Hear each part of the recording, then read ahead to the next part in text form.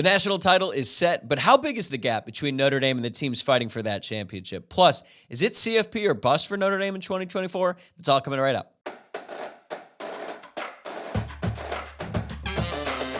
You are Locked On Irish, your daily podcast on the Notre Dame Fighting Irish. Part of the Locked On Podcast Network, your team every day. What's up and welcome into Locked On Irish, your daily Notre Dame podcast. Today is Wednesday, January 3rd, so happy New Year, and thank you for getting your day started right here by making this your first listen of the day. I'm Tyler Wojciak, and I'm the host. I'm a Notre Dame alum and producer covering college football for FIVE Sports. And today on the show, I'm going to be joined by one of my favorite guests, Tim Murray from VSin, to recap the college football playoff semifinal games and discuss how far we think the Irish are from playing in a national championship. Then we'll talk more about Notre Dame's dominant win over Oregon State in the Sun Bowl, because Tim was very close to the action. He was the sideline reporter for the radio broadcast and was all over the TV as well, because he always seemed to be right around the play, and he's got some great stories from that experience. So let's get right into it. Tim Murray from VSin is back with me here. And Tim, I realized the last time I had you on, it was just a couple days after the Ohio State game, and we were down in the dumps, man. We were still licking our wounds, but now I'd say morale is a lot higher for both of us, so I'm really excited to have you back. Let's start with what everyone's been talking about these past couple days, the thrilling semifinal matchups in the Rose Bowl, in the Sugar Bowl. What were your biggest takeaways from watching those games? I'm sure I could start with the Tommy Rees side of things, but You want to get into it right away? No, I won't. I thought Michigan was the much better team, and I thought Alabama was going to sneak one out there. But I thought the two better teams won, even though both games came down to the final play. And I was really impressed by Michigan's defensive front and just the dominant performance that they had on Jalen Milroe and that Alabama defense or Alabama offense. I was very surprised at just the mistakes that they were making constantly on special teams that clearly almost cost them the game.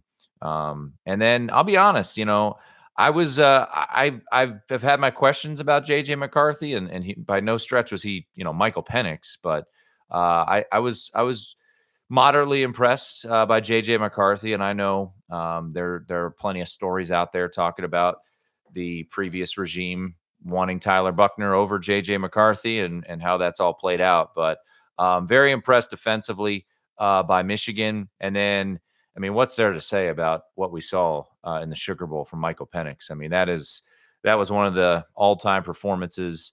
And I think for me, the takeaway I have on that game, in addition to, the obvious of just Michael Penix being absolutely phenomenal in pinpoint and just everything that he did, his wide receivers were out of this world. So those are the two biggest takeaways for me. And, I've gone back and forth, and I'm sure you'll ask me, but I've gone back and forth on what I think will happen, down in Houston. I just don't know. I mean, I think your initial feel would be to take, Washington. If you're talking gambling, take the points with Washington.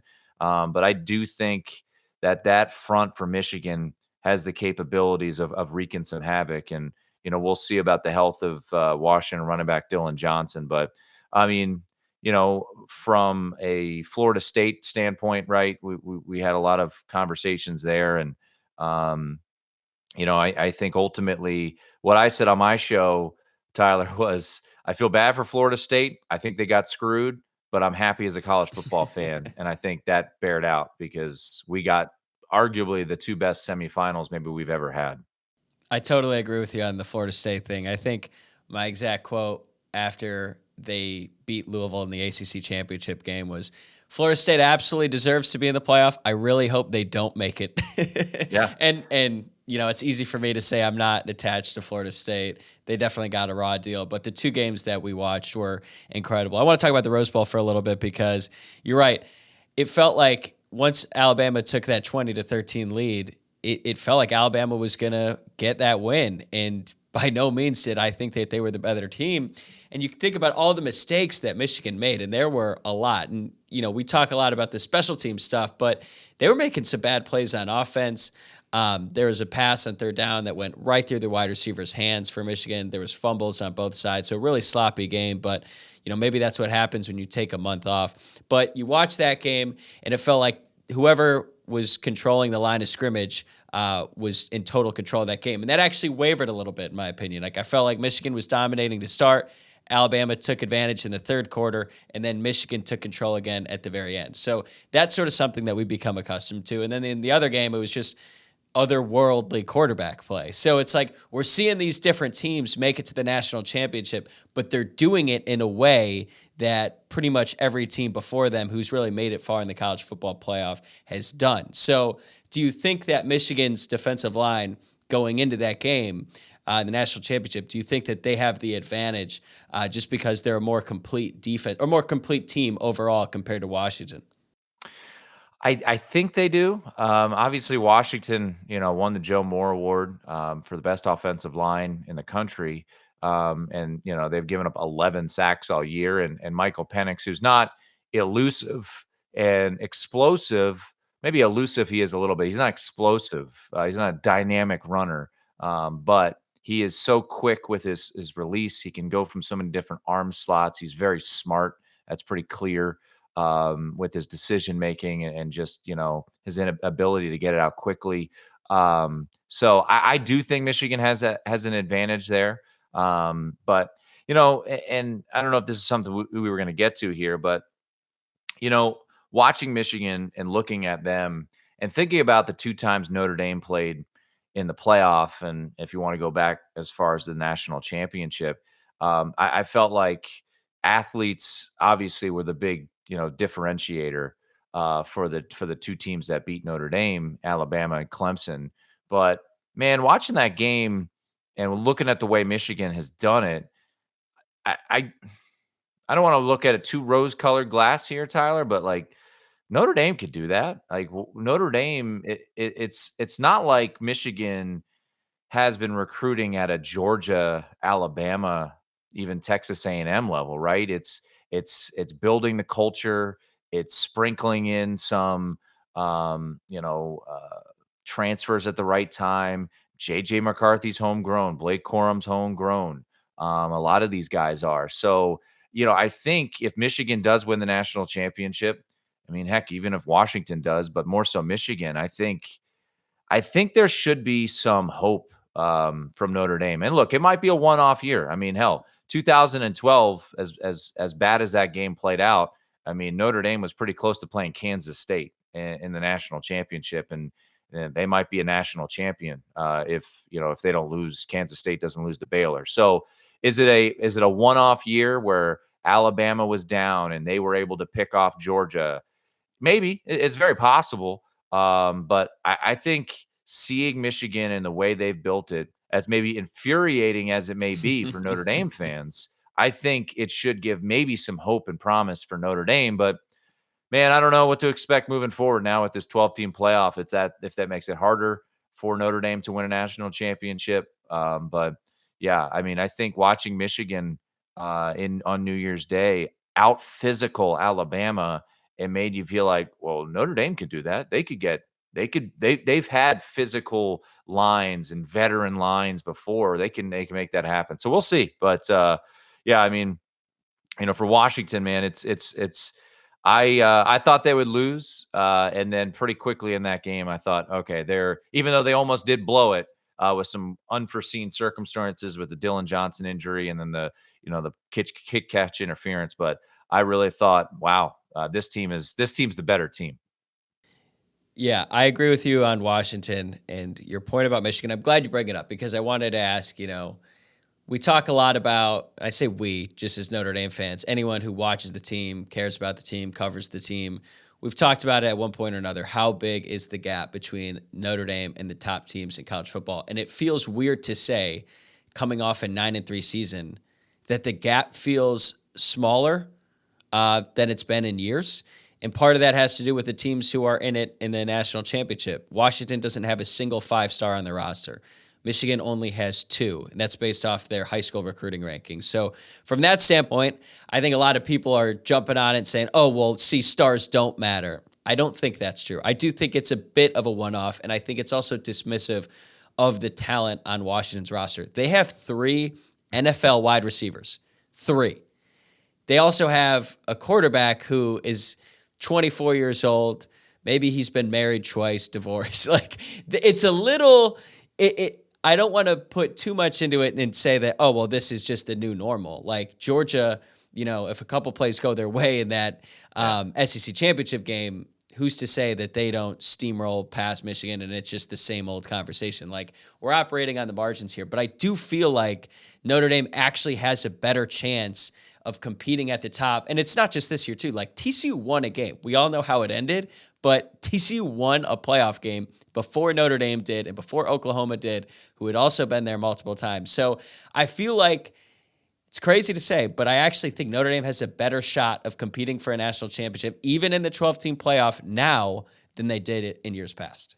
Yeah, and I think, you look at Washington, for instance, as you alluded to, you got to hit on some of those guys, the Roma Dunzes of the world, and they blossom into these elite wide receivers. I mean, Roma Dunze is going to be a first-round pick. Michael Penix will probably be a first-round pick, and he's a grad transfer, right? You got to hit sometimes. Sometimes you got to get lucky. And I think, as we'll get into the Sun Bowl and what we all watched and what I saw up close and personal is, one thing that I've kind of picked up on is that I feel like the depth of this program is really growing. Look, they were a massive disappointment at the wide receiver position. We all know that. Mitchell Evans goes down to injury. You have worries about the tight end position. So yes, there are still concerns there, no doubt. But I look at the running back position. Audric Estime, an all-time back in Notre Dame, opts out, and Jadarian Price and Jeremiah Love are right there to kind of what feels like just to step right in and pick up where they left off. So you look at, the defensive line. I know Howard Cross is coming back and all these pieces are coming back, but Cam Hart, who I don't know where he'll be drafted, probably late just because of the injury concerns, but you don't really have a worry necessarily at the cornerback position, maybe at nickel, which I know they're trying to figure out right now, but I feel like the depth is really building, and that's what you need for a championship caliber team. And then you got to get lucky, right? You got to get fortunate that, a couple of these 3 stars become big time prospects. Hell, I mean, Joe Alt, let's remember, he wasn't a 5-star recruit when he came to Notre Dame, right? I mean, this is a guy that blossomed, was thrown into a offensive line that was a disaster in 2021, and then emerged as what will be maybe the highest draft pick since Rick Meyer. So Notre Dame hit on a Joe Alt. Like, you need to continue to hit on guys like that. But I mean, I do agree with you. They need to continue to hit on some of these special skill position players, which has always been a concern and an issue for the Irish. But I mean, let's look at the wide receiver position for Michigan. I mean, it's not overwhelming by any stretch of the imagination. So yeah, I think next year, I don't know if they'll have a national championship roster, probably not, but I think there's really unique potential there. And if Notre Dame, if Bo Collins hits, or if Chris Mitchell hits, or one of these guys, one of the youngsters hits, I mean, who knows what could happen there. So I think, as frustrating as it was this year, and we've said it a million times, whether it was the Ohio State game this year, or whether it was the Georgia game, both of the Georgia games in the regular season, so close.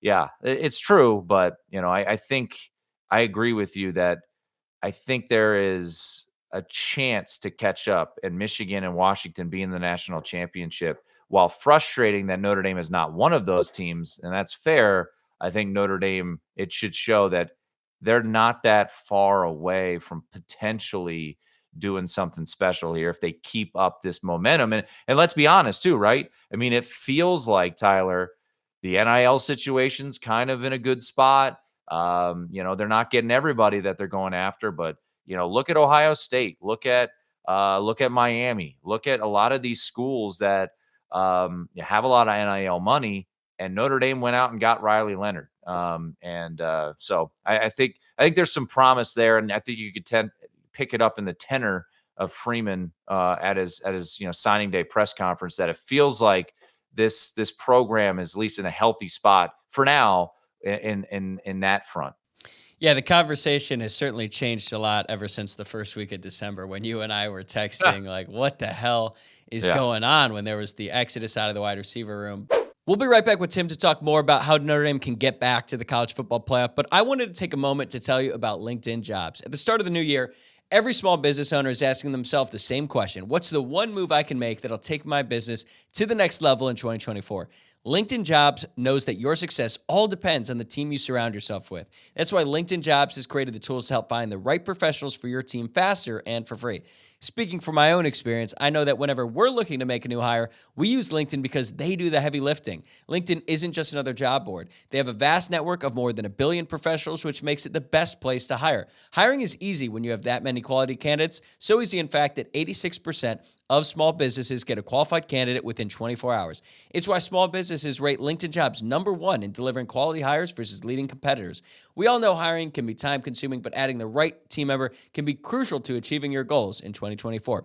LinkedIn also knows that small businesses are wearing so many hats and might not have the time or resources to hire. Thankfully, with LinkedIn, the process is intuitive, quick, and easy. Post your job for free at linkedin.com/lockedoncollege. That's linkedin.com/lockedoncollege to post your job for free. Terms and conditions apply. As much as it pains me to say, the Michigan model seems a lot more attainable from the Notre Dame side, because even though Washington is an outlier in the sense that they're not one of the traditional college football powers, the way in which they're getting to the playoff is just not, or getting to the national championship, I should say, is by having elite wide receiver talent and a quarterback who is going to be a first-round pick. Notre Dame hasn't had either of those things in a really long time. Meanwhile, Michigan, they're just doing it with physicality. And even they had to get lucky. Like, this is their third trip to the CFP, and they were the better team, like you and I have said already. And still, they needed some things to go their way in order to win that game, including the last play of the game. So now I will ask you, what did you think of Tommy Rees's play call on 4th down? So initially I was like, wow, that can't happen. That's a terrible play call. And then when you watch it again, it actually makes some sense. And I think Jalen Milroe panicked with the snap being low. And look, I am a Tommy Rees fan. I'm a Tommy Rees defender. But I think it was Tim Hasselback on SportsCenter who broke it down and froze it and said, this actually is a really good play call. And the physicality of Michigan blew it up, right? They had a guy come off the edge and blow up a right guard into Jalen Milroe. I think there was a little panic with the low snap. I've talked to a couple folks that said you got to have more options. I do think the guy in the flat was open, but the hole was there. It was. I'm sure folks in Tuscaloosa are not thrilled with Tommy Rees right now. For the most part, I think he can handle it, though. I mean, he's been from his time. He's not new to this. Yeah, he's from his time at Notre Dame, both as a player and then as an offensive coordinator. But I thought it was a terrible play call, and I've come back and to say, yeah, you know what? It looks like it wasn't that bad of a play call. I think the execution just wasn't there. Look, I'm with you, and I don't want to make this a whole Tommy Rees thing. Like, look, it's really simple. If you didn't like Tommy Rees when he was at Notre Dame, there's no angle that you're going to watch that's going to change your mind. You're going to watch that play. You're going to see the result and say, bad play call. If you're like you and I, who are more on the Tommy Rees side of things, let's put it that way, we could point out that it was an RPO, that he actually had the swing pass. Do you trust Milroe to make that swing pass in that situation? Maybe that's a different question. Should he have trusted the offensive line in that spot when they had gotten dominated? But to me, I look at it as, low snap, probably the 12th bad snap of the day. And then when J.C. Latham gets moved back by that Michigan edge rusher, just simply bullied. 300 yards in the backfield. pounds of him. Yeah, even if Milroe kept his composure and tried to go straight and then cut left, which I think is what he was supposed to do based on the blocking, I honestly don't even think it would have mattered, because Alabama lost that one-on-one matchup so badly on the edge that there's really no successful play. But that's it. We had to get to it. I know that the comments right now on YouTube are probably blowing up, so we are going to move away from that, and let's shift over to the Sun Bowl. You were about as close to the action as you could possibly get without putting on the pads, working as the sideline reporter for bowl season radio. look, as I know you're a lifelong Notre Dame fan, I saw your tweet. It was great. So just take us through what that experience was like for you. Yeah, it was unbelievable. I mean, I'm 36 years old. My dad went to Notre Dame. My sister went to Notre Dame. So for those of you who are watching, you can see kind of right there. That's a game that I was at. Notre Dame beating Tom Brady in 1998. So it's been in my blood my whole life. It's a passion. It's honestly one of the things, Tyler, that I've kind of put to the side. Being in the media business since I graduated college in '09, you kind of lose some of the fandom in you. And for me, Notre Dame has kind of remained that little pure piece of fandom that is out there. And I've been fortunate. This is my third season working with Bowl Season Radio, which is a pretty small company. We cover basically all the non-ESPN radio games out there. And I got hooked up with them 3 years ago doing the Vegas Bowl because I live here in Vegas. The following year, last year, I did Vegas, and then I went to Idaho. And I've gotten to know some of the higher ups there, and I was doing Independence and then Vegas again. And when Notre Dame got selected for the Sun Bowl, I kind of made a pretty hard push to try to get me there. It was a pretty easy flight from Vegas to El Paso. And they were cool enough to make it happen, and we kind of blew up the broadcast in the sense of making it as big as possible. Just because we had two ranked teams. I know ultimately both teams had plenty of opt outs and all of that, but to get there, to be in a unique setting like the Sun Bowl, a vintage kind of old school stadium. The fans were, and we'll get into it. Like the fans were awesome. I mean, the atmosphere was great. The weather was spectacular. I mean, it was perfect. 60 degrees, sunny all day. So really, it was a perfect day. I mean, I know in 2010 when Notre Dame was there, they had some snow prior to a lot kickoff of snow, there. right? It's Yeah, like a lot 8 of inches snow. or I think something. 8-9 inches, something like that. Nothing like that this year. It was absolutely perfect. And then to be down there up close and personal with the gold helmets, and they were wearing, of course, the blue jerseys. It was pretty surreal, and kind of a pinch me type of moment. And then once the game starts, you just kind of go into broadcast mode, and you just do your job. But it was an unbelievable opportunity, and we'll get into the specifics of it. But man, it was something that you kind of dream of. And I know it's the Sun Bowl and whatever, but for me, just to be there, be part of a Notre Dame broadcast. I mean, it's funny. I have technically been on a Notre Dame broadcast before when I was a studio host for Navy. So I did 3 Notre Dame broadcasts on the other side, and Notre Dame lost the first time that I was the studio host for Navy. So that was kind of an interesting situation to be a part of in 2016. Being on the other side of that, but I wasn't on hand. I was in the studio for that. So this was a whole different experience, interviewing Marcus Freeman at halftime and, interviewing JD Bertrand after the game. It was really unique and awesome. That's awesome, man. And I've been fortunate enough to watch some big time college football games on the sideline just through work at ESPN or Fox.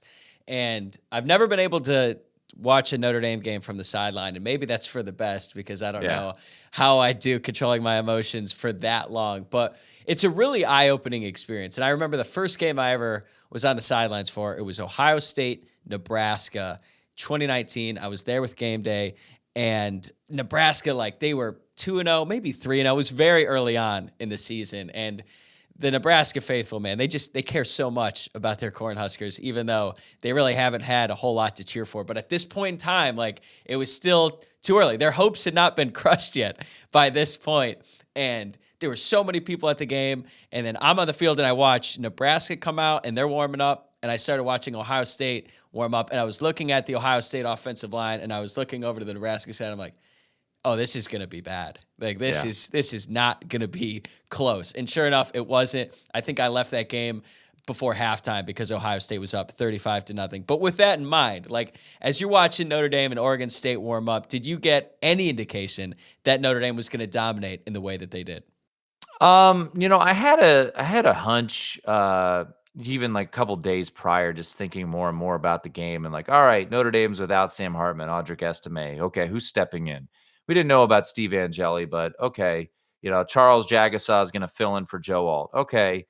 These are all big. And then I just thought about Oregon State side, and I'm like, man, I don't know. I just, you don't know. And then the more and more I thought about it, Notre Dame's defense was relatively intact. And I thought Oregon State was going to be shut out. And it basically were until the very end. There wasn't a moment though pregame that I kind of got that. It was more of I thought it was going to happen more or less from the jump.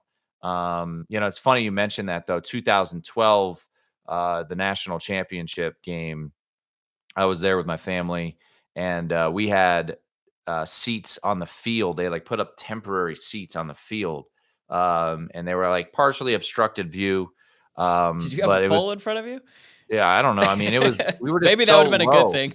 Yeah, no. And then but to your point about Nebraska, Ohio State, me and my brother-in-law looked at Alabama coming out in Notre Dame and this is this doesn't look like it's going to work out. But no, I mean, and I'll tell you what though, Charles Jagasaw, I know he was, dealing with some injuries preseason, and I think he had surgery.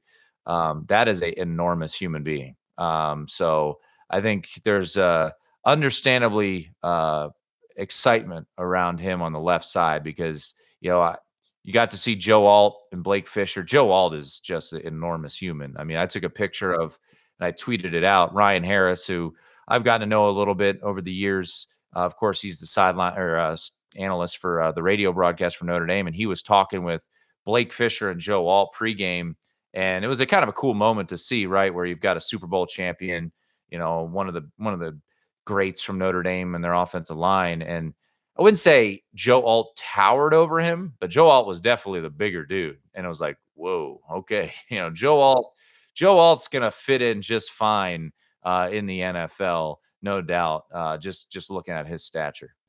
Were there any specific players, individual performances that really impressed you outside of Jagasaw? Yeah, I mean, Jagasaw, I would just say physically, you were like, that guy can be a left tackle. Just seeing him, he looks like, okay, that dude belongs. I mean, look, man, seeing Jordan Faison up close and personal, that dude is shifty. That dude is quick.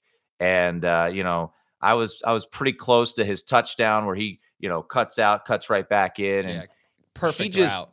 He just seems like the type of guy, especially in college, that it's like, those are one of those types of players, as we saw as the year went on.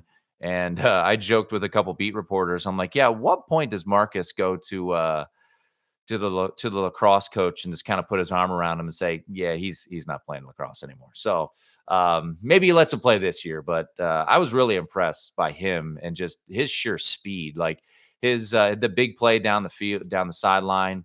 Was really impressive. Look, I got to give a lot of credit to Steve Angeli, man. Like seeing him up close and personal. He throws a really good ball. He's physical. I was right there when he made the leap, and it was funny because Audric Estime was probably, I don't know, about maybe 10 yards from me when he made that leap, and I tried to catch if Audric Estime was going to have any sort of reaction to Angeli trying to pull an Audric Estime there. But Faison and Angeli definitely were impressive. I saw Jeremiah Love's touchdown and up close.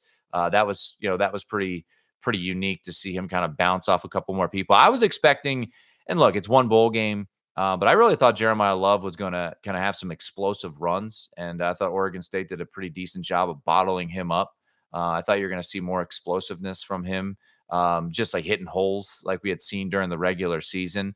And then lastly, there was a moment, I think they tried to throw a fade to Jaden Thomas, and it sailed over his head, I think in the first quarter.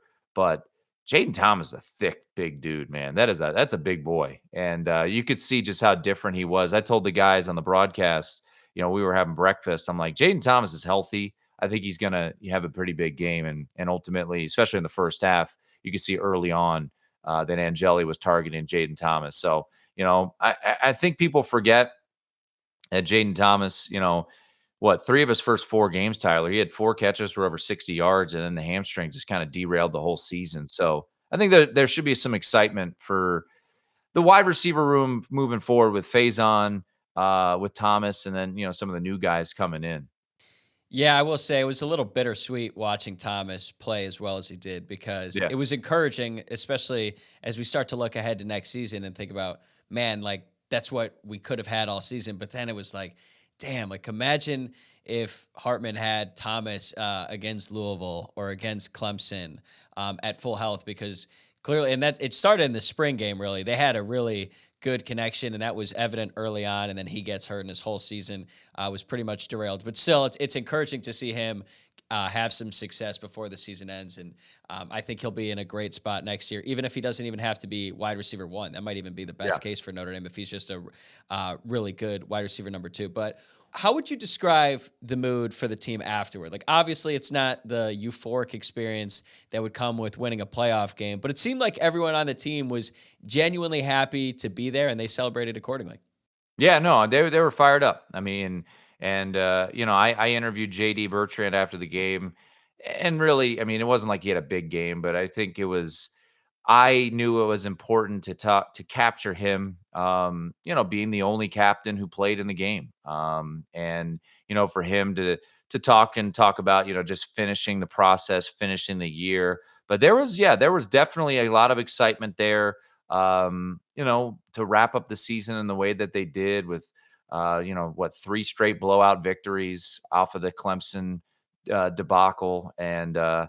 But yeah, I would say there was some real excitement from the younger players. And, I wasn't, I know the video kind of went around that Notre Dame put out, but when Kettering scored that touchdown, I mean, it was pretty cool, right? I mean, to see a walk-on get into the end zone, and they started to bring in the walk-ons there to kind of do, some runs, and then Kettering ultimately gets into the end zone. Like, you could see that's what bowl games are about. They took care of business, and and you watched, defensively, right? You see moments where JD Bertrand's out there, and they brought in Drake Bowen, and you bring in some of the younger guys to play one last go round with JD Bertrand, who's given his heart and soul to the university. So yeah, I think I don't want to say euphoria, wouldn't be a way to put it, but certainly some excitement. They were fired up, being on the stage, and you saw the guys kind of messing around in the frosted flakes that got dumped on Marcus. So yeah, I mean, definitely excitement from the younger guys, no doubt. But yeah, I mean, I would say, yeah, overall, pretty happy about the way they played that game. Yeah, and it's great. It's a great way to end it. It's been a roller coaster season. Definitely some highs, definitely some lows. But to finish the way that they did coming off that Clemson game, getting that 10th win, clearly meant a lot to Marcus Freeman, meant a lot to the staff, meant a lot to the players. So I feel like Notre Dame is certainly trending in a positive direction going into next season. And that's not even including all the good stuff we've heard off the field, like the signing of Mike Denbrock. It looks like Al Golden is near, or he's close to signing an extension that would certainly position Notre Dame well going forward. They add a guy like Riley Leonard. The schedule is favorable. So as we start to look ahead to 2024, the momentum that Notre Dame has right now, a lot of people have said it's college football playoff or bust for Notre Dame next year. I might go as far to say as it's win a game in the CFP or bust. I think that the expectation should be to go 11-1, maybe even go undefeated, even though that seems like a lot right now. We don't know how the schedule is going to turn out, but I feel like expectations are going to be higher than they've been in a really long time for Notre Dame going into next year. And it's exciting because even though that comes with a lot of pressure, it's a good problem to have. No, and I think it is. I mean, I think moving forward, unless it's a really young team, it's going to be basically playoff or bust nowadays with the 12-team playoff, and I don't know if they were to go to a Sun Bowl equivalent moving forward in a season, it's going to be even more, in my opinion, deflating, so to speak. But, one thing I was thinking about today a little bit was, in 2022, Marcus's first year, they had a lot of these close games. They didn't cover. It was kind of uncomfortable. Obviously, the Marshall and Stanford game. And while Notre Dame obviously failed to get the win against Louisville, played really poorly against Clemson in the Ohio State game, there was some encouragement in this regard where, if you look at the games they were supposed to win, they really dominated all of those, and Duke was a close game, obviously, but that's at the time was a full strength Duke team of the top 20 team. So, Marcus, as we all have learned, is learning on the job. This is his, as we all know, his first go round. And I think this is going to be the year 3, fair or not, year 3 for Lou Holtz, led to a national title, year 3 for Brian Kelly, led to an appearance in the national title. And, the good coaches at Notre Dame, year 3 is a big year. And I think with how the past month is unfolded, where it looked like early December, Tyler, we might have been writing the what went wrong. It feels like right now, after the Sun Bowl, kind of putting the cherry on top of Riley Leonard going out and getting a pair of wide receivers immediately, getting Mike Denbrock back from LSU. It is now like, okay, it's gearing up to be game on, and for this program to head into the college football playoff era moving forward. So, yeah, I mean, this is the first year I think there are real expectations. People might say, oh, there were expectations last year. Yeah, I guess. I mean, I think the expectation was, can they beat Ohio State? Obviously, they didn't get that done. But, I went back and I read my preseason prediction and for VSin, and I wrote, they're going to go 1-2 against the big 3. And they're going to lose a game they're not supposed to, they're going to lose to Duke or Louisville or something like that. And it all played out that way, but it came away with a sour taste in your mouth because Clemson was down and the Louisville game was as ugly as it was. But, all in all, I think Notre Dame's season kind of went as I expected. And now I think next year the expectations are going to be game on for Marcus Freeman and for them to get into the playoff.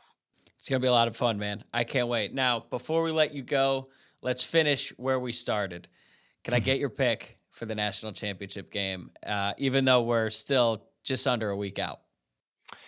I'm going to go Michigan. And I'll say it is going to be Michigan 27, Washington 21. I'll say it's a little lower scoring than expected, but I think Michigan's defense can ratchet it up, get enough pressure on Penix.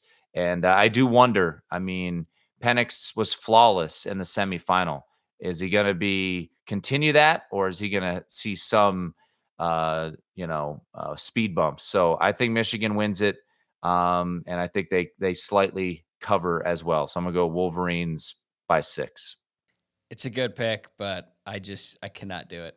I can't go out there and pick Michigan and have any sort of rooting allegiance to the Wolverines. But Tim, you know how much I appreciate it. Whenever you get to come on, you can listen to Tim from 6 to 9 p.m. Eastern every Monday through Friday on VSin Primetime. You can check out his college football betting podcast. And Tim, let's do it again soon, man. This has been a lot of fun. Sounds good, Tyler. Appreciate it, man. That's going to do it for me today. Thanks again for making Locked On Irish your first listen of the day. I will be back with another episode tomorrow morning, and then I'll also be doing a mailbag episode on Friday. And this one has a theme. What are your biggest questions about the Notre Dame football program you want to see answered before the start of the 2024 season? Send them my way on X at Locked On Irish or on Instagram at Locked On Irish Pod, and I'll talk about it on Friday's show. Also, please subscribe on YouTube or wherever you're listening to the podcast. I'll see you guys tomorrow.